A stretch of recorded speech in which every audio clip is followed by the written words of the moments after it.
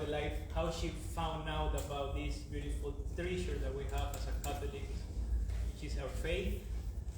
And she, at the end, she's gonna give some advices. Then I'm gonna talk about my experience, how was my life before the faith, how I found out about the faith, how we return to the faith, and at the end we're gonna provide some advices.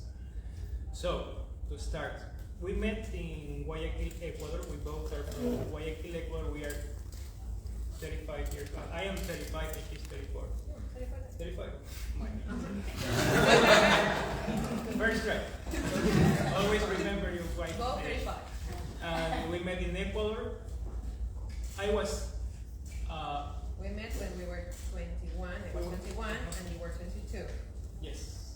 So we met in Guayaquil. Yes. So we were part of a Catholic group at that time in Guayaquil. But soon after we left the group and we left the faith and started acting like any other secular girl and boy out there in the world in their early 20s. Yeah, we met in this Catholic group, then we met, we started dating, and then we started living like la vida loca, living our way. We went off the rails, and even we started, at the end we started living together. So yeah, that's pretty much how we met.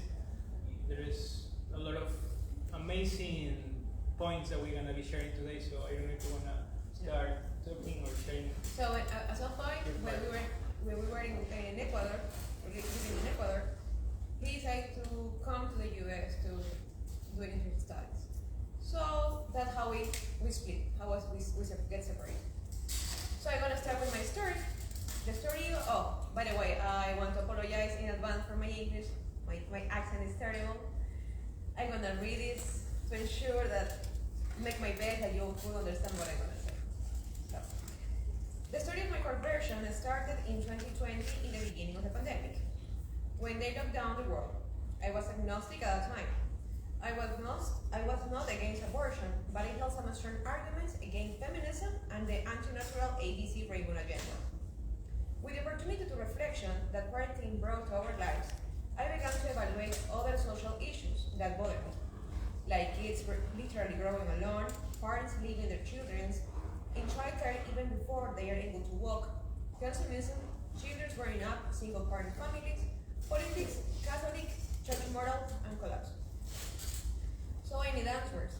I started Google them and looking in YouTube for any scholar that could come up with some theory, because I didn't trust in mainstream media. By April 2020, there wasn't a single YouTube video of HIIT or home workout that I haven't tried already. I also was diagnosed with rheumatoid arthritis, and the doctor advised me not to run. But in 2020, I started to running. It was either that or I would get crazy. But for how long can someone run? YouTube kept recommending Dr. Alberto Bárcena conference about history and Freemasonry. I couldn't find something else on my YouTube that interests me more, so I started watching one out of boredom. I was so surprised, and what a surprise, he explained the correlation between Catholic faith, history, politics, and the rainbow agenda. Dr. Bárcena is also a defender of the Holy Inquisition. And with these arguments, I changed my takes on this matter, and I became Christian. I watched every interview made to this man until I found one that Father Javier Rivera Rabasi, a very famous YouTuber in the Spanish world, did to Dr. Alberto Bárcena. But I refused to watch it because it was a priest. I was agnostic at the time, I didn't believe in God. So again, I couldn't find anything better to watch. And while I was doing my house chores, I played the game. Shortly after, I started to follow this priest content. Later on, I found Father Javier Olivera debunking the myth of the Black Legend, La Leyenda Negra of Spain, and the Holy Inquisition. And as excellent apologetic that he is, he defended Holy Mother Church and made me proud to have been born in the Catholic Church. So I couldn't keep holding anything else against the church, from a historic point of view, but it still have several theological and dogmatical issues. My only problem wasn't my relation with the church. My relationship with Sixto was in a free fall. We barely were able to get along. I reached the point in which I couldn't handle anymore our differences. So in summer of 2020, I had a very long conversation with him about how I felt that I couldn't stay with him any longer. I exposed all the points that worried me and the concern that this was a very toxic relationship. He didn't provide me any answers that could tranquilize me or give me peace. But this conversation was able to see, with this conversation, I was able to see all the issues in a better perspective. I faced the obvious. There is no relationship free of problems. That at some point, there is so much you can do for someone, humanly speaking. I encountered the fact that almost all of us came from broken families, in one way or another. And because of that, we are predisposed to a relationship failure. The reality is that all of us bring out our deformed ideas of what are the proper role of men and women in a relationship.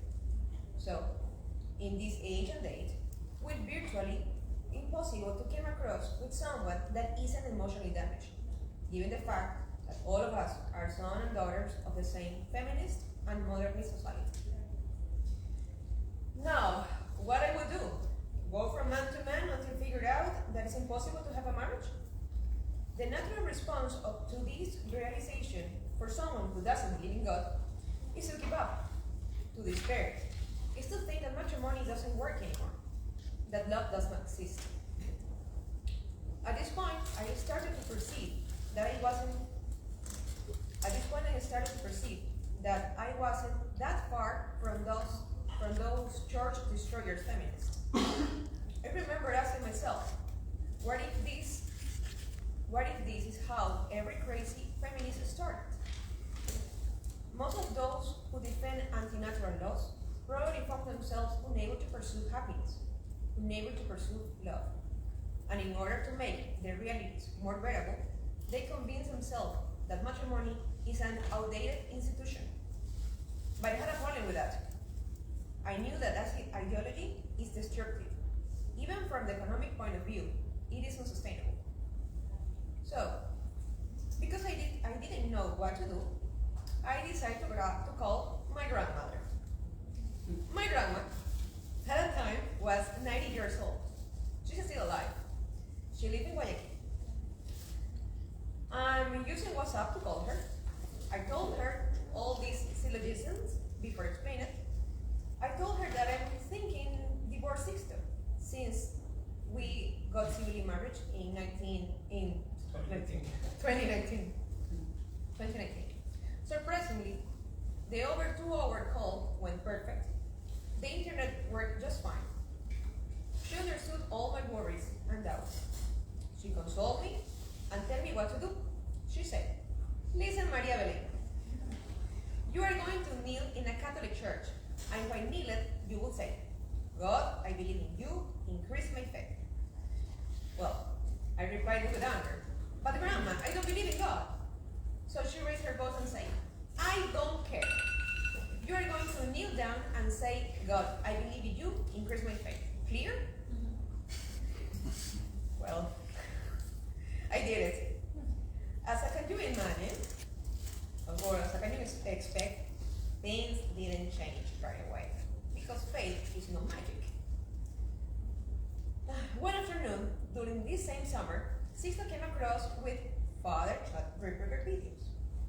Sixto told me that these priests addressed similar things that Father Olivera Rabasi was talking in his YouTube channel, but that I couldn't understand him because he speaks very fast and my English wasn't good enough.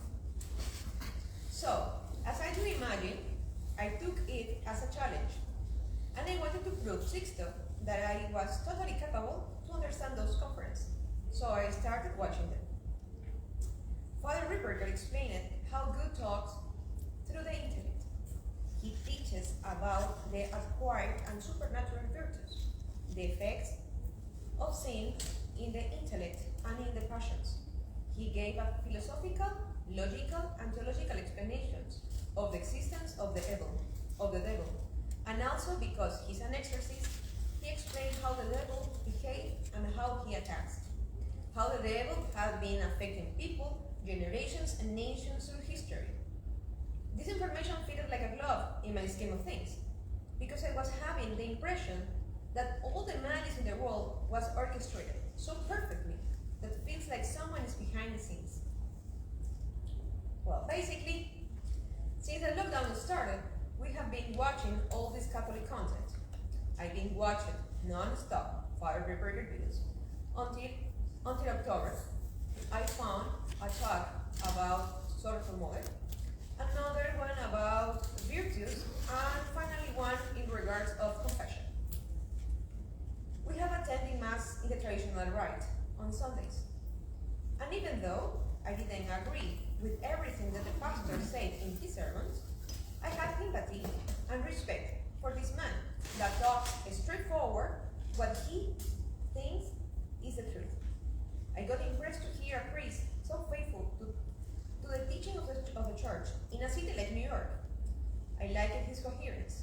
He preached that Catholic faith is not a cafeteria faith, where you choose what you want to follow. So I kept attending Mass, just because I love the music, because it was a Latin rite. The reverence of people was very important to me. I get very impressed for that. And also because the environment was so peaceful. I didn't have the faith yet. In November of 2020, for a reason that I couldn't explain, we started to pray the rosary in Latin. So I wasn't an agnostic, I wasn't believing God, but for some reason, we still praying the rosary. Yeah. I don't know what kind of syllogism I was using at that moment, but we started praying the rosary. With a YouTube video that Father Olivera Rabasi put in YouTube. And by December of the same year, we attended Holy Innocents to the most magnificent billiard Christmas Mass that we have ever had in our life, and we fell in love with it.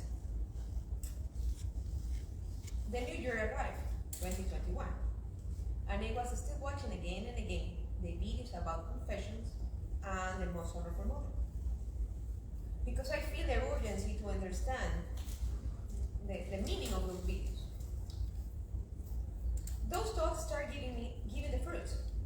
In early January of 2021, one night I finally understood the confession video, which he explained, among other things, regarding specific to the confession. He said that God talks through the intellect, that you don't have to feel anything, that you don't have to feel the faith. It's nice if you do so, but faith is in the intellect, not in the emotions. I realized that the beginning of my issue was that I have been deceived. I've been taught a deformed history, a bad catechism. That day, I went to sleep believing in God and in the Holy Catholic Church. By the next morning, as soon as I wake up, I called a very good friend from the Opus Dei, and I told her, listen Maria, she's Maria also, listen Maria, I need a priest right now. I need to have confession. No later, not tomorrow, now. Because I am in mortal sin, and if I die, I know I'm gonna go to hell. So she had been my angel for all those years, being my friend, praying for my conversion. So naturally, she couldn't be more happy. She couldn't be happier. And she arranged everything for me for having confession. So I got confession in the very same day, January 8th of 2021. I received my absolution after more than a decade of being agnostic, more than 10 years without sacraments. From this day, I started praying rosary daily with Sixto, attending Mass every Sunday, and sometimes during the weeks. But we didn't have religious marriage yet. So evidently, graces were following abundantly, and soon after Sixto got confession too. We became regulars in Holy Innocents. One day, we had a meeting with Father Mayara, the pastor in that church, And we expose our concerns of faith, and especially our doubts respecting marriage. Basically, I expose all my doubts. I cry and I cry and I cry and I cry, and express all my anger, resentment, hopelessness regarding my relationship with Sixto. I expose the whole situation to Fire. And appeasable, he's very peaceful, as he only can be, he answered, "Oh, this is a lawyer in you. It will get better. And I still don't know why you two are not married." So I answered him that I was afraid to make Sixto life miserable. He said, "Marriage is not supposed to be easy. And in marriage, you are not supposed to be alone. You have to come with the grace of God." He never literally said, "Oh, you should get married." But he repeated 3 times, "I still don't know why you two are not married." He's a very prudent priest. So I have to ask him directly, should I marry Sixto or no? And he replied that there was one time a woman asked for a similar advice, and he was very promptly to say not to do so. So my answer was there. At this point, we had confession very frequently, every single week. It was for me too hard to say out of mortal sin. I was always in anger, frustration, and fear. And probably Sixto had going on his own things.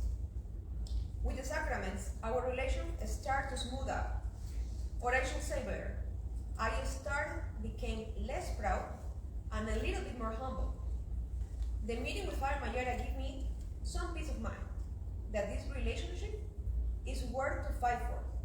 So I fought for it with teeth and nails. Then is where I start listening every single podcast about tradition, morals, Catholic doctrine, etc. I learned about the original teachings of the church, about the roles of men and women. And again, I react with anger.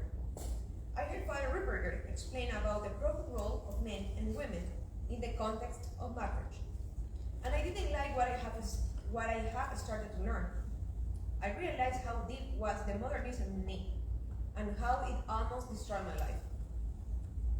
There were some teachings that I have a very hard time to accept. For example, man is the head and the authority of the family, and I am the body, and I have to submit to him. And he has to love his wife as Christ loved the church. It means a lot, really means a lot.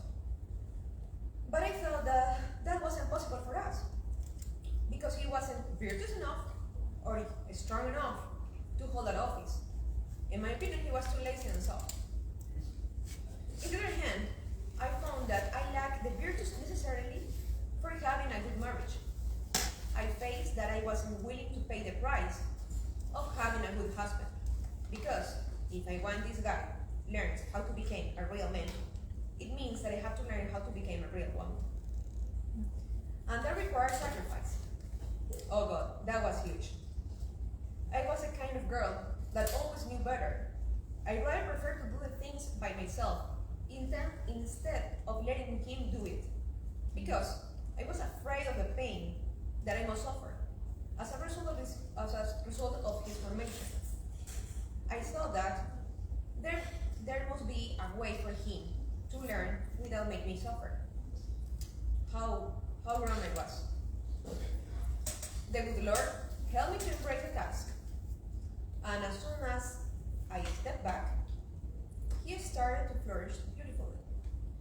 I remember Sixto was having sacraments, but remember, Sixto was having sacramental life. My younger the mission, our relationship started getting better. I've just discovered that those ugly traditional roles work, they really work, and it was amazing. I developed a devotion of the Most Wonderful Mother after many rosaries, masses, confessions, and formation. One day, we decided that we want to stay together. We didn't experience any magic, nothing supernatural, in order to find out that we were called to marriage life. God communicates through the intellect and let us understand His will through the proper use of mental faculties. Well, now, I will share with you some advices in order to have a successful day. First of all, you need to have frequent sacraments. The grace of God enlighten the mind, strengthen the will, and refrain the appetites. So, in contrast, sin obscure the intellect, weaken the will, and lastly, sin uncontrol our passions and imaginations. The more sin we have, the harder it becomes to know what does want from us. Sin makes us judge incorrectly the reality. And even though, when we sometimes could understand what's good or what's wrong, we found ourselves incapable to act accordingly. Second, look to the will of God, which is being diligent and having devotion to the duties according to your state of life. This narrows down our options of what we should do in a particular scenario. If you're a guy that knows that marriage is what God wants from you, well, put yourself in a position in which you will be able to provide for your future family, not only materially speaking, but more importantly, spiritually. Learn how is the role of Catholic men. Educate yourself. Work on the virtue that is required to be a God husband. And for the ladies, if you know that you have been called to be a wife one day, please start learning what are the church teachings on marriage and the proper role of a woman. Probably you already have some sort of list of qualities you are seeking in a husband or a wife. Especially ladies, you always seem to know what exactly you want. I've heard women tell me the huge list of do's and don'ts that they are looking in a man. From being good looking, dress well, to know how to lead a family, up to being wealthy. First, analyze yourself. Do you already have all the virtues that a good man will be pleased to find in a prospective wife? Probably not. Because it requires time and effort, and don't be distracted. In a materialistic and superficial world, we have replaced the pursuit of virtue that really adorn ourselves with the pursuit of academic degrees. Nothing wrong with that. I'm a lawyer. I'm against academic degrees. But it seems that for some people, especially in New York, it's really hard to find the right measure to it. You can have it all. That's a lie. You can have it all. You need time to cultivate grace and virtue and relations. And if you are more focused on building up your career than pursue your vocation, well, probably you love more your career than being truly happy. Or at least you have been deceived by our culture. Third one. Please don't expect sparkles in dates. Please, don't. Sparkles is a myth. That's a myth. Please don't expect sparkles in the dates, especially in first dates. Remember again, God communicates to the human being through the intellect. When you find someone with enough virtues, give it a chance.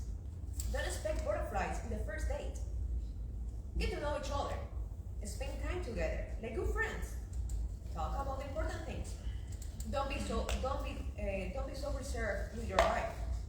It's good not to have sparkles in first dates.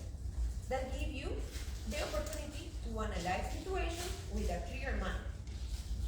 First, before dating, it's important to understand the second end of marriage, which is mutual love and help each other to fulfill their duties of the state in life.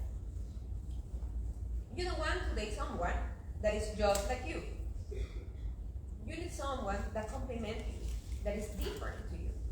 For example, an introvert, an extrovert. So, God make to you to get attracted to the person who is very sensible to your own defects. I am quoting Father Ripper regarding this.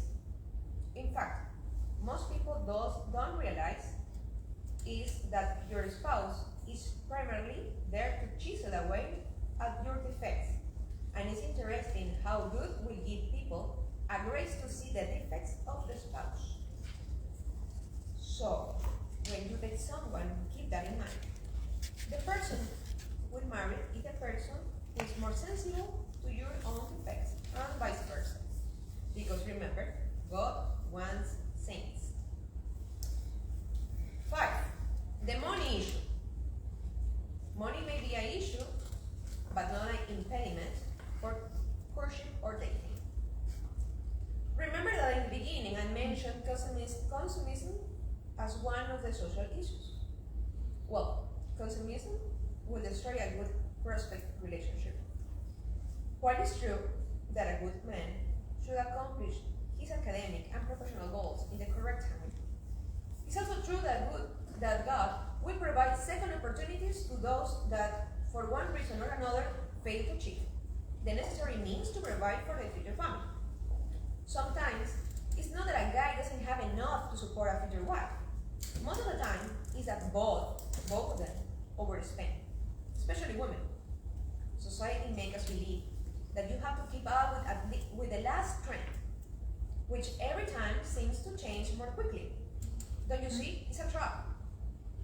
To be happily married, trends, fashion, cars are the less useful things.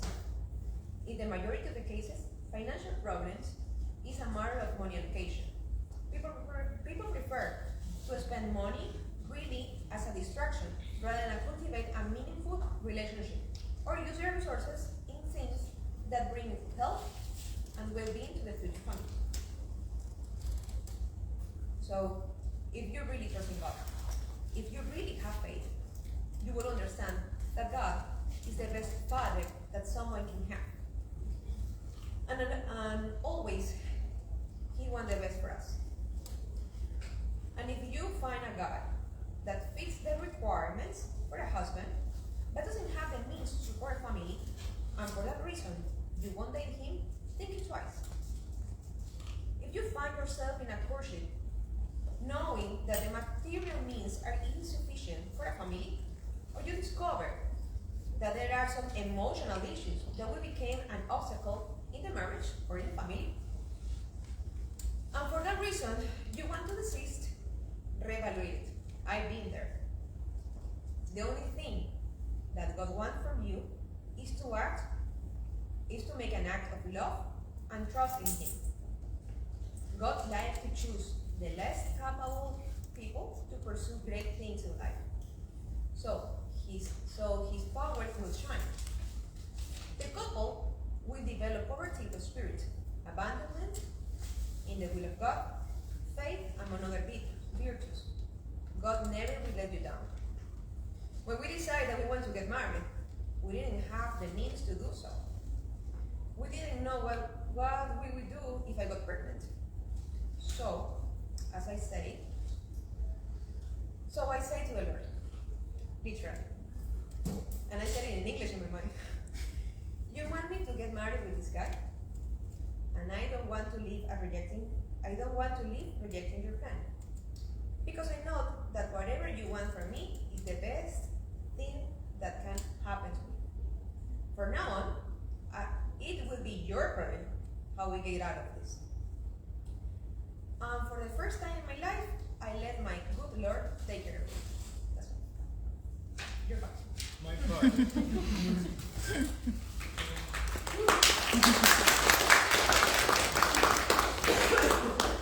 We're gonna talk about how I was before coming back to the faith again.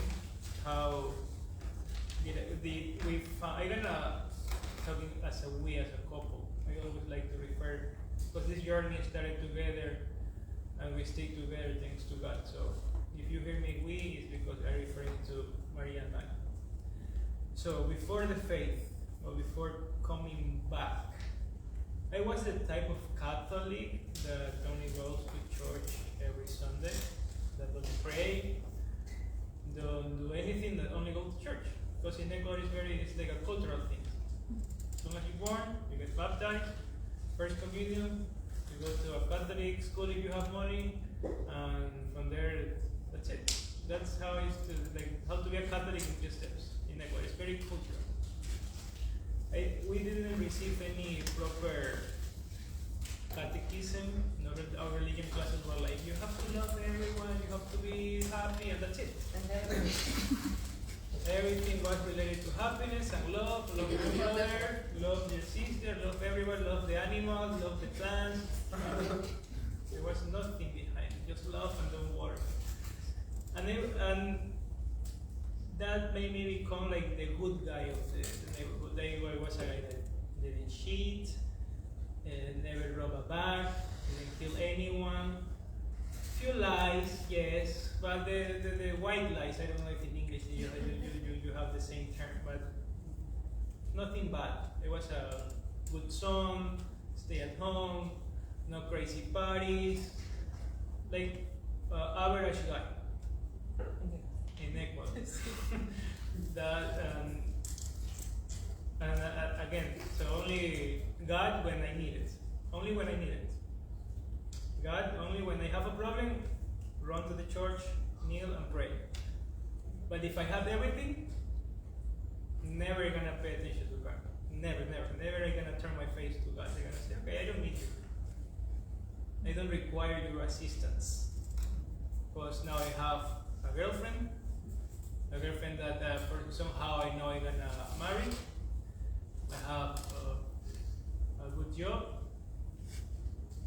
We were living together at the time, so for us it was okay to live together. That's the type of Catholic I was, like to live with your girlfriend before getting married, because it's good to try and see whether that's gonna work out or not. So we decided to move together. But little by little, I wasn't aware that I was falling into this life of comfort. In my life of selfishness, she was so selfish, because unless she does whatever I want, I'm gonna do that, pay attention to her. Otherwise, I'm never gonna pay attention. I'm gonna go away, gonna find an excuse, and I'm gonna do whatever I want. Always, first I want to do this, then you can say whatever you want. Now you're finding out about it. And yeah, I wasn't that type of guy. So, and also didn't want to put an effort on the stuff. Because I grew up, my father and my mother sent me to college. They were able to afford anything I want.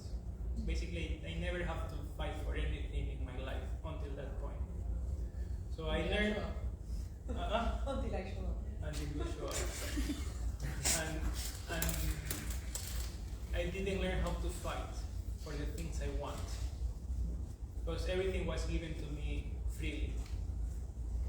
So I was the type of guy that didn't fight for anything. So I didn't put an effort on the things that I was achieving. And always looking, as I said, for my benefits. I never pay attention to others' benefits. If I have to do a homework and somebody, like, let's see, is having difficulties in a class, I didn't care about the person. I was worried about my homework, that's it. I didn't care about what was happening in the world. I didn't care about the poor, I didn't care about the needy, I didn't care about anything. No social problems. No what? You don't care about any social problems. No, I wasn't care about social problems. Hunger is because there is no money in the world. They have a Yeah. Hunger is because there are no politicians that are not managing the money, and that's why people are dying in the streets. Homeless people, the same thing. I don't care. It's because it's there. I didn't ask myself about why these things or why it's happening. Never. I just always pay attention to myself, to my goal, to my life. Me, always. And when you start a relationship, you have to move your faith to your right, in my case, and start paying attention to the person next to you, and that person have needs. They're demanding for someone. They are demanding they're demanding you. In my case, she was demanding me to be a certain type of person that they didn't want to be, because it's very demanding. I have to put a lot of effort on it to build a relationship, and they don't know how to do that. They don't know how to fight for a relationship, how to be a good boyfriend. I was like working, and that's it. You have money here, you have money.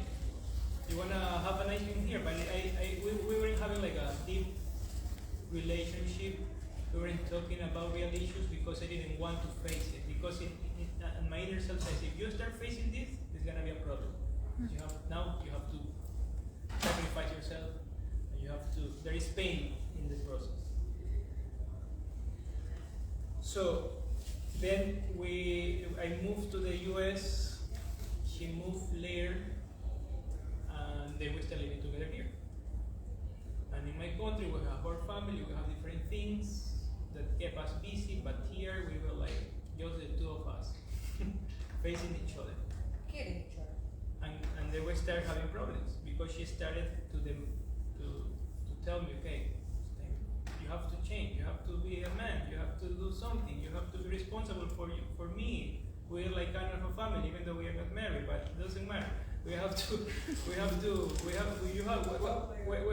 is the man in you? What is happening to you? You are not responding, you are not doing anything. You just working. That's it. Because it's American thing, right? Working. But we start fighting like crazy, like we have like more than 100 fights. We fight a lot. We start having a lot of difficulties. We start having a lot of difficulties because I didn't want to change. I didn't want to give up. I said no. We have to live the way I would like you to live. We have to live the way I want to live. Internally, or I was sending the message that says, no, it's not the way you want, it's the way I want, because again, selfishness, I was selfish, looking for me and for me only. I was pretending I was taking care of her, but no, really I was taking care of me. I was taking care of him. So our life became like a real hell. We started fighting a lot, having a lot of difficulties, and I didn't want to fake that. I got tired of the fighting, so I decided to escape.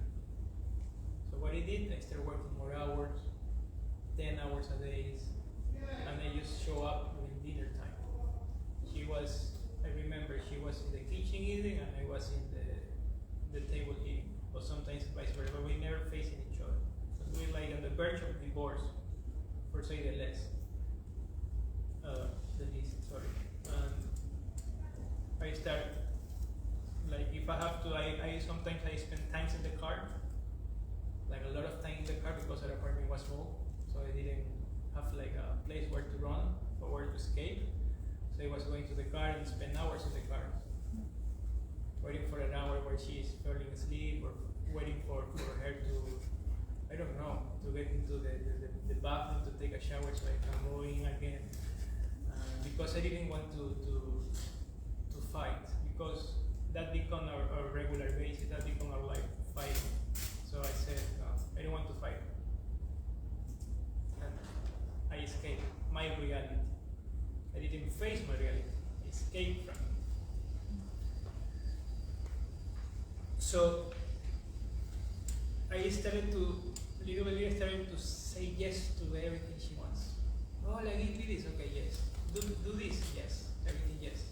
But without any I was compliment or reason. I was just saying whatever you were saying. If you say like do something, I do it because I don't want to have a problem with you. I don't care. I don't care what you want, whatever. If you want, if that is the price I have to pay for peace, I will do it. That's it. So, and as I said, I was escaping. One of the things I escaped is by eating a lot. I started eating like crazy. Eating a lot. I was like a lazy person, no exercise at all. And I started eating like crazy. I weighed like 250 pounds. I got to weigh 250 pounds. I was obese. And you know, once you start eating without control, and a lazy person, more sins are coming into your life. So it's a pattern. So she was pushing me to work out. I said no, I don't want to. I was finding Like always excuses. I have to work, I have to do this, I have to buy food, I have to put air in the wheel and the tire. Oh, something happened, I have to change oil. Always finding an excuse not to work out and start eating. Every time I go out, I stop by a restaurant, eat, spend a ton of money on food. Because that was the way I was escaping from my life, from my reality. So, what happened next? The pandemic hits. That was The miracle. I love it. The miracle. I love it. I remember I was working at the office, 10 hours, so show up at 8, 9 p.m. Fantastic. Now, 24/7. 24/7 facing. The pandemic rescued us. That's amazing. The pandemic hits. I said, oh my God, what I gonna do? If I have like a little of depressive thought, I will kill myself. I said, oh my God. It's amazing. Now, how can I do? We're gonna be fighting a lot. We're gonna kill each other. I was picturing myself in the hospital with a knife or something, whatever. No, believe me, it was like. I was a monster, honestly. Like crazy fights, and I said to myself, I said, okay, I'm gonna do whatever he wants me to do. I'm gonna follow whatever she wants me to do. I'm gonna do whatever. I'm not gonna stress myself. If not what it is not what I want, but still I'm gonna do it because I want peace. I don't wanna die. I'm too young to die. So I faced my reality. I was obligated to face my reality because of the pandemic. We were spending a lot of time together. I remember my job sent me, my work sent me home, so I started working remotely. And then we started spending more time together. We started having more time, the whole time, 24/7 with her next to me. It was in a small apartment again. Talking, and I was, oh my God, I have to do whatever she wants. She put me on a diet. I was eating greens, something like I hated it. No only drink, no only. No, with me, but not the burger that I like, not the pizza that I like. I thought, okay, that is the only thing I do, I'm gonna die of hunger, so let's see whatever I got. And then we start watching a lot of working out videos. And guess what happened? I started working out. Because she said, look, there is a video that's working out, you don't need any equipment, just do it. Because my excuse was, no, the gym is closed now, I cannot go to the gym. Don't worry, I found out the way you can work out without any equipment. Okay, just in my head, oh my God. Okay, let's do whatever you want me to do in order to have peace in my home. And we start working out. You start showing me the videos, and then little by little, while like we start sharing the meals, and we start sharing the exercises. We start working out together. I remember we got up at 7 a.m. We started like working out like for 45 minutes, cardio. I remember like you fill up like jugs of water, like as a weight. We were starting to do activities together. We stopped. We weren't fighting as much as we used to fight before. And then we started. Once this started happening, we started talking about the pandemic. What happened in the pandemic? Maybe who is behind the pandemic? What is happening? What is? It's our first pandemic. So we didn't have prior experience on the pandemic. So I said, and we started doing like little research about it. Research, and she found out. She mentioned Alberto Bárcena. This is a Spaniard historian. For those who speak Spanish, I recommended it a lot. He also talked about the church history, how the Freemasonry got infiltrated into the church, and started giving in the videos. He started giving a lot of good examples, a lot of points, very good points that we never paid attention to. Very good arguments about the faith, the Catholics. Oh my God, The first time I hear someone that is saying, okay, the Catholic Church says this because of this. And he was giving us a very logic argument. So I said, wow, that's interesting. Once she found out about Alberto Bárcena, she also found out about the Father Javier Olivera, the Argentinian, which also recommend for those who speak Spanish. And those guys were providing a lot of good arguments about why the Catholicism is the good answer. Right? Catholicism is the true religion. And I remember asking myself, why do I have to be a Catholic? Why no other religion? And because at that time we were like doing a lot of research, we were consuming a lot of videos, watching a lot of videos, and we noticed that the Catholic Church was the only church that was attacked from that time. The only one. I didn't see any Muslim, any Jewish being attacked as was any Protestant that got attacked as the Catholic Church was at the time. So hold on a second. If there is someone behind it, why they want to destroy the Catholic Church? So if you're in a battle, what do you want to do? You want to destroy your enemy. So why the Catholic Church is the enemy? So if there is a bad guy, the Catholic Church, the good guy. So let's go there. So the Catholic Church, that made me decide for the Catholic Church. With the support of this guy, the Father Javier and Father Alberto Bárcena. So then one day I was working in the computer, a video about Father Chaldrito where pops up. Interesting. I saw a priest in a castle. I said, wait, a priest in a castle? This is the first time I'm looking at priest in a castle. No priest here, right? An American priest in a castle. Dressing as like a priest. Oh my God, I'm gonna pay attention to this because for me that's a good sign. I start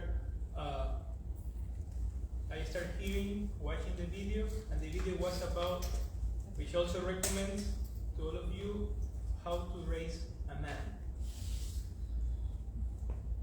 It's a very good video. It's amazing. It's a basic video, and he started describing why most of the men from my generation, I am a millennial, is acting not like a real man, but a feminine man. Okay? All the men that are feminine, it's not because they are gay, it's because they are rejecting they are rejecting the pain, sacrifice, and effort. So whatever, if there is an effort, a pain or sacrifice in one activity, it's gonna be rejected. Because we don't like to suffer, we are not used to suffer, we don't like to feel pain, we don't like to sacrifice ourselves for a greater good. So that's the first sign if you want to see whether you are not feminine. If you are rejecting those things, pretty much you are a feminine guy. So I bow my head and say, oh my God, I'm a feminine. He was describing myself. Oh my God. Thankfully, there was a solution. There was a solution. And He present the solution also. the solution is simple. Follow God and follow the Catholic teachings. The Catholic have taught always how a man has to behave, So if you want to be a real man, go to the Catholic Church, go to the traditional teachings, and you will find out the way. Easy. So I show her the video. I say, oh look, this American priest is showing about how to be a man. It's crazy because that impacted me a lot. And that was like alarm went off of my brain. Say, oh my God, I have to change. So when do you decide to go to the Right in the second thing. I say, oh my God, I have to change. And for me, that's a grace. For you to be able to accept yourself, your misery, that's a grace. And that you have to change, whatever it takes, immediately. I didn't think. I said, oh my God, I have to change. I didn't do that. No. I'm impressed. I have to change. No matter what I have to do, I have to change. I don't want to give her a miserable life. I don't want have a miserable life. What do I have to do? God help me. Then, as you know, we fall in love with these videos, and I started watching all of Father Rivera's videos. And one of the videos he mentioned about Latin Mass. I said, wait a minute, I learned about the Latin Mass in school. That's a Mass that used to be celebrated like 100 years ago, 1,000 years ago. A very old Mass. And I said, wait a minute, what about if we go? And then I found out that in the United States, some priests are still celebrating the Latin Mass. I said, wait a minute. Let me go there. Let me find out. And I open Google, Latin Mass near my house, the Holy Innocents, the Church of Holy Innocents, and I asked my wife, I said, hey Maria, do you want to go to a Latin Mass? Because it would be such a nice experience. It's like going to a museum to see something that happened like 1,000 years ago. They said, should be interesting, let's see what happened. What are we gonna lose? So it was a lockdown. So we walked, remember? No, we walked that time. We walked, we used to live in Queens, and we walked all the way to 37, I don't remember the tomato, like 40 minutes. We were walking. It was amazing. Nobody in the street, clean the street, perfect. And once we get there, it was on a Thursday. It was a low mass. And for those who are being in a low mass, it's silence. You're gonna see the priest moving around, saying nothing. Like, what is happening here? What is happening with this priest? Maybe he's he's not saying anything. And she said to me, you know what? Let's get out of here. It's so boring. I don't like it. And that time, that was our first mass. I said, yes, it's boring. Okay, whatever. So we went back home, and we went again, like a month later. We went again to a Sunday high mass. And when we get there, I said, oh my God, such beautiful mass. I fell in love immediately with the mass. I said, oh my God, it's beautiful, how reverent, everything in order, no guitars, Gregorian chants. I love it. I fell in love. Because I have that sensation that for us, man, we are more like into those details. I don't know, into the order, the reverence of the mass. That's what it made me fall in love. So, okay, let me follow my notes because otherwise I'm gonna be stuck talking. So, we start going to Latin Mass. I fall in love with it, and then while we were going to Latin Mass on that Sunday, you went to confession. Right? It was on 2021. It was January 2021. He went to confession 2021, and by the way, we didn't see any angel, any apparition. No saint came to us and said, this is the way that you have to follow. No. It was like a pure act of grace from God. We didn't feel anything at all. We just knew that what we have to do. Period. She knew that she have to go to confession. I knew that I have to change my life.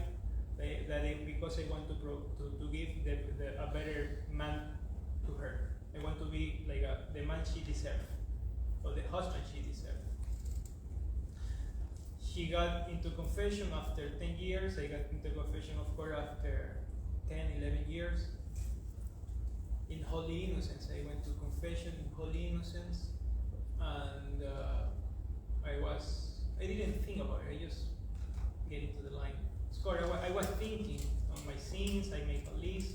Because after 10 years, it's a book that you're gonna show up to the priest, and I will tell it to the priest. But it was a very nice confession. Of course, the priest knew that we were just civilly married, and he asked me, why are you not getting married by the church? I said, I don't know. And he said, then he replied, said, I'm more than happy to marry you. If you need me to marry you, I'm more than happy to do it. Then I said, okay, that's not a simple task. I wanted to get married because I thought the marriage is like, okay, it's a beautiful, like, a beautiful movie, everything's going on, but marriage is hard, and you have to put a lot of work on getting married. So, I talked to my wife and said, look, the priest asked me why I'm not married. I said, and I replied, I don't know. And you said, and she started putting all the details out. It's like we were fighting non-stop for the whole pandemic, and you have the audacity to ask why we are not married by the church. Really? It's like, I said, really? because if we were gonna fight, there's no difference. Oh. And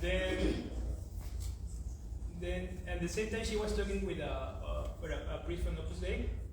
So I had confession with the Yeah, she had confession with an Opus Dei priest, and the priest said, okay, you cannot live with this guy because he's not your So husband. he basically didn't tell me. Of course, so I have confession, he gave me my pens, and they have some things that I have to do better. So we have to live separate, sleep separate, that I have other modesty in the house because we were living under the same roof, and I cannot live in the situation forever. So I have to get a decision. If to I'm gonna decide. stay with him and marry the church or leave him. So at the end, she was through the Yes. conversation with the priest from the Opus Dei, and at the same time I was having confession with Father Mayar. So we decided, why we don't talk to Father Mayar and see what's happening. So basically, we're gonna say, if the priest says, guys, I think you are not meant to be, that's it, that's all, we're gonna break up, we're gonna separate, and good luck. And I thought you were thinking that probably that could be the resolution from the priest. Mm-hmm. So then we meet with Father Mayara. Again, I went to confession. I said, Father, I want to get married, but please, I want your advice. Okay, meet me this day, bring her. The three of us, we're gonna have a meeting just to see what happens. Again, she said, we talked together with Father Mayara. For Father Mayara, we spent like 4 hours with me that day, talking with Father Mayara. If Father Mayara was okay, I still don't understand why you guys are not still married. After that fruitful conversation, we decided, it was in March, to remember.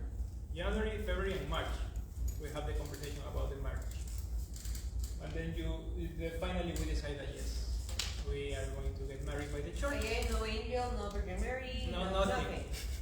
No, nothing. Nothing supernatural. Just the priest. And the sacraments also. But yeah, and we have the meeting, and we're gonna decide that we're gonna get married. Say good, because we're in the pandemic, so we have to do a small party. You don't have to spend too much time, not too much money to invest. But Father Mayara, of course, told me and told her that we have to live in a separate bedroom, different beds. You cannot sleep together at all under any circumstance.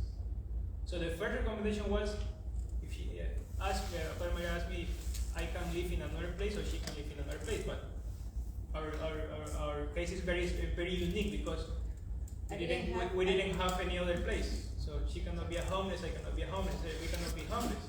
What we can do? Okay, since you are like unique and very difficult situation, do whatever you want, but not whatever you want, but you can sleep in a separate You're gonna bed. say, so he said that, so every time that he goes to confession, of course the priest say, okay, this is a penance, but also you have to make some arrangements. So you have to fix the situation in order to pursue the grace. So we can sleep together in the same bed. if when you have to change clothes, you have to move to another room or whatever. And I remember telling the priest, my father, I have seen Sixto for more than 10 years. You did for changing the t-shirt, come on. And father said, no. You change clothes in separate room, one in the room, one another in the bathroom. Like avoid seeing as much as you can, as you were teenagers. It's like, really? Yeah, but thankfully. But the thing is that if you don't follow, if you have confession and you don't follow the recommendations, it's like, what's the point of the confession? There is Confession. no true resolution. And you are not having a good resolution to avoid seeing as much as you can. So That basically, the confession is invalid. It's invalid. Exactly. And you have to have amendment. You have to have an amendment of this. So thankfully, since of course we gotta get married by church, some of my family have to come from Ecuador, and I have to like give something to eat and something to stay, like a small party, something. And for that, thankfully I start working in another job. So I have 2 jobs. So I was working 17, 18 hours per day. So I just got home and sleep. That's it. I did that. We got married in September. I did that March, April. Yeah, but we take measure. We took the measure. We took the measure. Before getting into the job, we decided not to sleep together in the different bed. And we're gonna try to be as to do our life as much as possible. Because you have to live a chaste life. And maybe for women are not easy, but for men, it's not as hard as the man. For a man, it's harder to keep her up with that.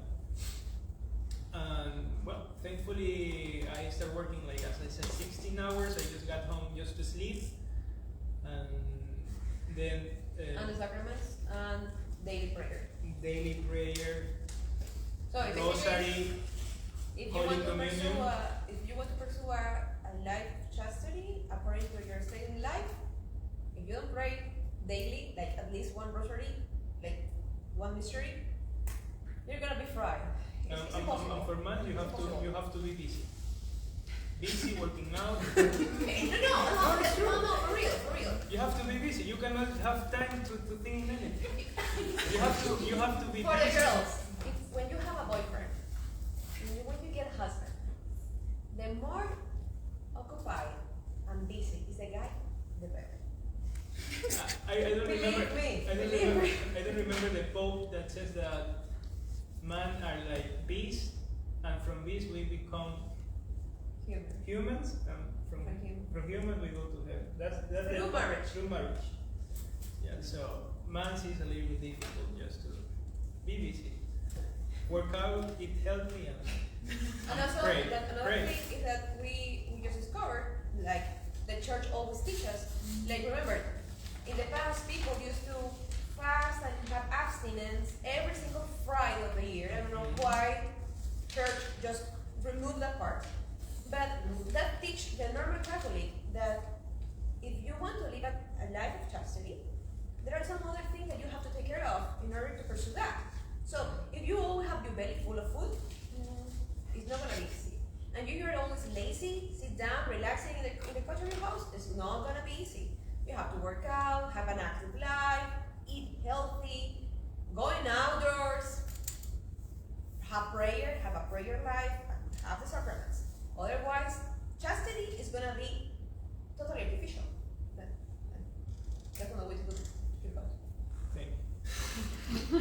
And what I learned by going to the Latin masses, by learning about the Catholic faith, that us, man as a husband, we have to provide and to protect and provide a good place for the woman, where the woman can develop, can realize, can grow. But it's our responsibility. As she mentioned, that she has to submit to her husband, but the husband has to sacrifice for the wife. We have to be willing to die. Actually, that's why the Catholic Church teaches that we have to be willing to die. We have to sacrifice as Christ sacrificed for the church. It's easy to say, but it's so hard, and only with the grace of God you can accomplish that. So I learned that. And as I said, men have to provide, we have to take whatever it takes. So there is no room for laziness, no room, I learned that. I changed completely. No room for laziness, effort, pain, and suffering. If you're not willing to do that, don't get married. And finally, and before what else I learned, that in New York City, only income family can survive. Because only income, one income family can survive. Oh yes, we have to go. She's not working, she's stay at home, and I the one working. And thank be to God, we have managed We have survived over here. to have a good life. So, my advice is for men is first, whether you are dating or not, don't escape your reality.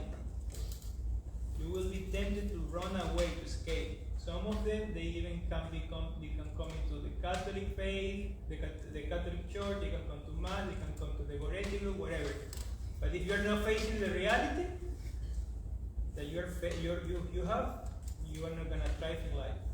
You are not gonna be able to find a girl, or you are not gonna be able to grow in your dating or in your marriage. But if you are single, also face your reality. What is your position in life? What is your situation in life? And ask God and also our sorrowful mother to show yourself what you need, in what area of your life you need to strive. Second, always decide. Don't go around without any firm decision. Yes to the yes, no to the no. Don't play in gray areas. Yes or no. Period. If a girl likes you, yes, no. That's it. Easy. Don't be feminine. Work it out. Don't run away. You have to face the reality. We were built to suffer, to sacrifice, to feel pain, but to love. And we have to do everything that for love. We have to do that for love. If you are dating, try to know better the woman you are in love with. Always ask questions, get to know the person better. Don't be shallow. Go deeper. Don't go, oh, such a nice hair. Okay, thank you. No, go deeper. Get to know better. I think for men and women, get to know better the person that you are dating. For men, don't be afraid of rejection. Believe me, you will be rejected. It's a reality that we have to face. Before getting married, like I dated, so and I was rejected, and I was no, next, until I found the one that rejected me, but I was persistent and decided to open the door. I said, okay. And we also have to reflect security as a man. You have to show that you are secure of the things that you are believing, that you are sure in what you believe. Sure, 100% sure. You cannot be shaken by anything. You have to be sure in the thing you believe. And you have to show that you are sure of that. Work in your virtues. Go to Mass and have frequent confession. In order to work in your virtues, you have to be in a state of grace. You have to be praying. You have to be living your life as sacrament. As she said, do not trust in your feelings. Do not allow your feelings to drive your decisions. It's fine to feel, of course. It's nice to feel something nice. But do not make a decision based only in the feelings, in your emotions. It's okay if you don't feel, as she said, it's okay if you don't feel the spark. You won't feel the spark. You won't. Yeah. Maybe later you're gonna feel it, but go for it. Be rational. Of course, you have to find the woman attractive. if you're dating. The other thing that you have to be persistent. Men are fighters by nature. So we fight for what we want. By nature we are fighters. It doesn't matter how painful it is. You must sacrifice for the things you want. Of course, you have to dress well, work out, and eat healthy. And for someone who is dating right now, I don't know, but if you're dating more than a year from now, you have to get married. Don't waste your time. If you're not ready to get married with that person, move to the other one. Move on. But if you've been dating one already for more than a year, it's time to get married. And that's it. Maybe if you have any questions.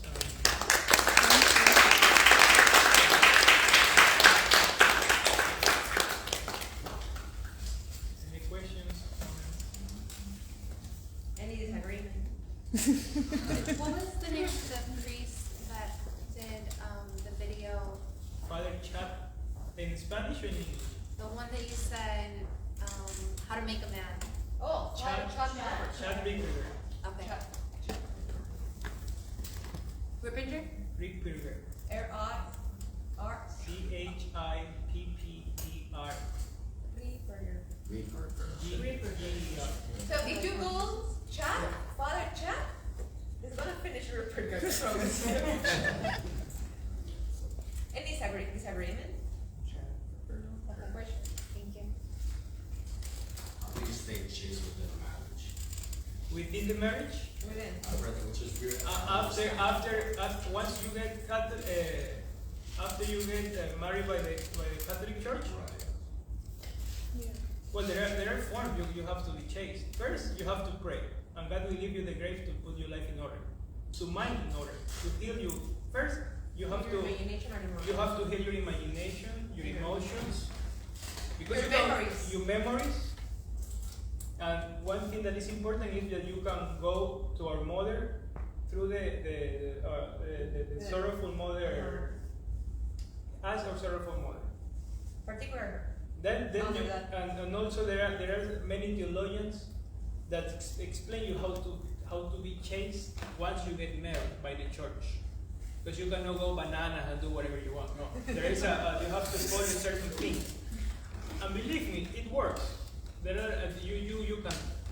No, So we did that. We did that. We read the what moralists say according to some hot topics in marriage, because nobody teaches everything in the circle. So Believe me, the you have to church read in it. 2,000 years, It's the same thing. everything have been taught, and they have been giving all the instruction how to behave. There isn't anything new under the sun. There is anything new, yes. So the chaste life is possible, but first if you have problems with lust, not treating well your significant mother, or your wife in your case.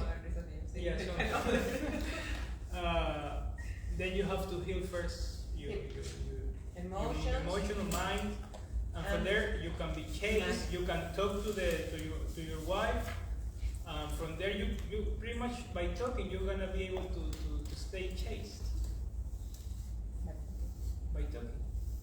And of course you don't have to cheat. So being chaste doesn't necessarily mean having sex with each other. What do you say? No, you have to have sex. Yeah, You but don't have that's what I'm confused about. They say chaste, but I think No, about chaste like, means- when you're dating especially, it's like no sex.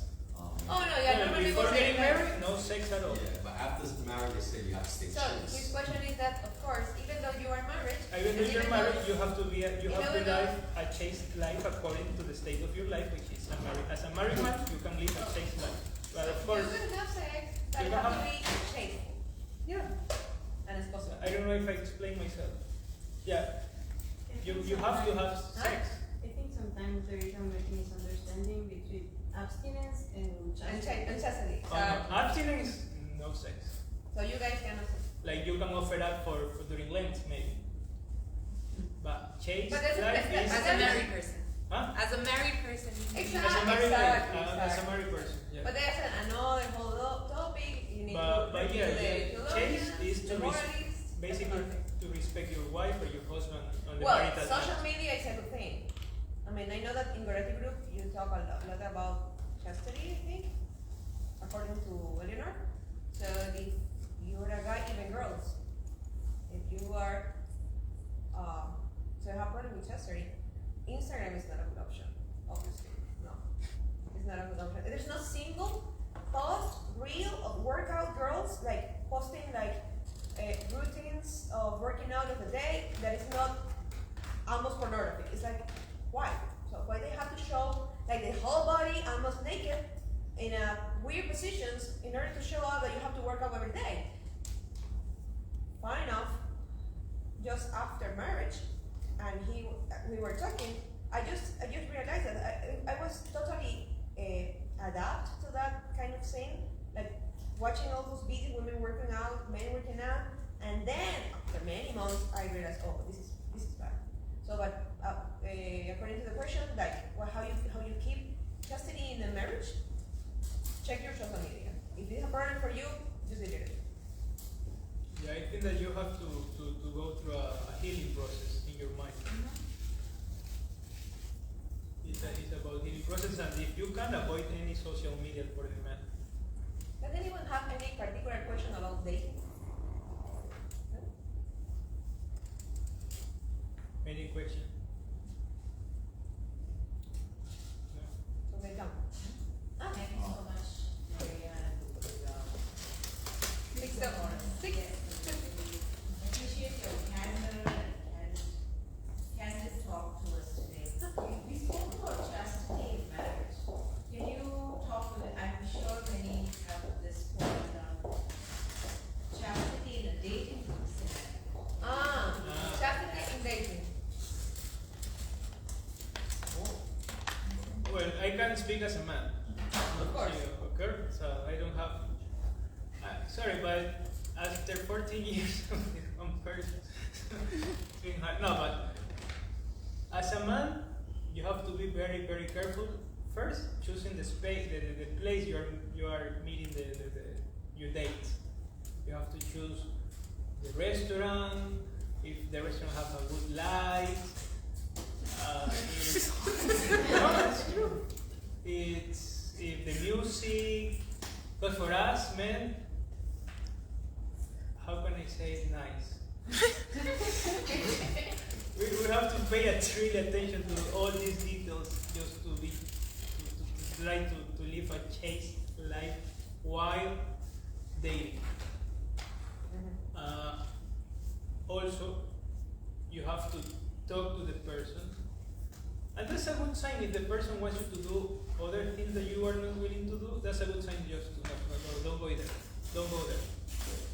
Your life is more valuable to go there. I have some ideas. For instance, if you are trying to date a guy, so for girls or whatever.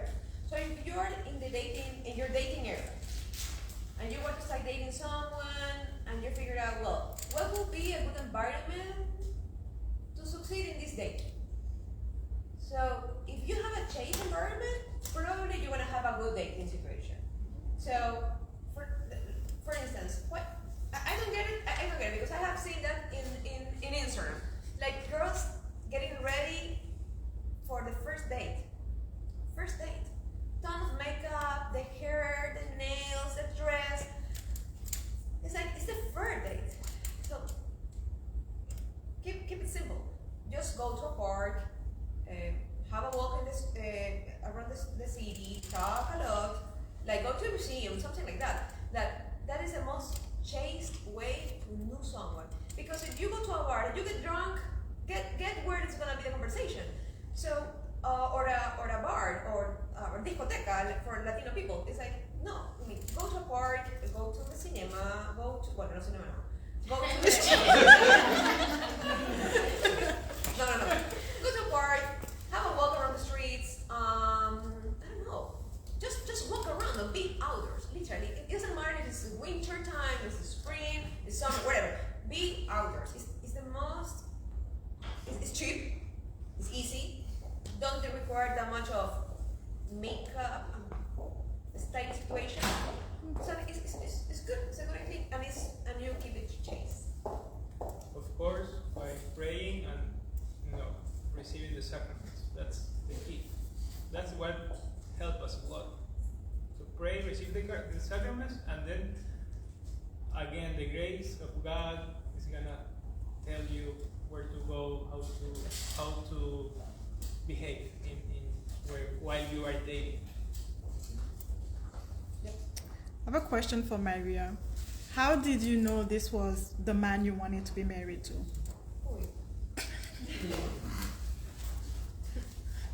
English is my second language. That's a good question because Sixto say that men should like transmit security. Yes. So probably it's not for every woman, but I heard many times the same situation that happened to me. It seems like women never finish to decide something. It's like picking the nail polish. It's like you have 10 options, and the girl is gonna make your nails, and you're still thinking what nail polish you want to do. So it's like how I decide that Sixto was the one, because he convinced me. Literally, he convinced me. Because there is, I mean, in my city, it was done. Good guys, Catholic guys, that want to do things okay. But why he? I like him, of course. I found he's the most beautiful thing in the world, of course. But he just convinced me. He just convinced me that he was the answer. That's it. And that's it. He just convinced me. Because I could stop dating him and date another guy. But he was so what's the word? He just transmit that he knew exactly that I was the one. So if he was so secure, so sure about his option or his choose, probably because I am the one. So I decided to follow. That's it. It's easy. Just to complement that, I remember like I knew instantly that she's gonna be my wife. I knew it. Don't ask me, I knew it. What? Huh? No, not really. Huh? Not really. Yeah, I knew it.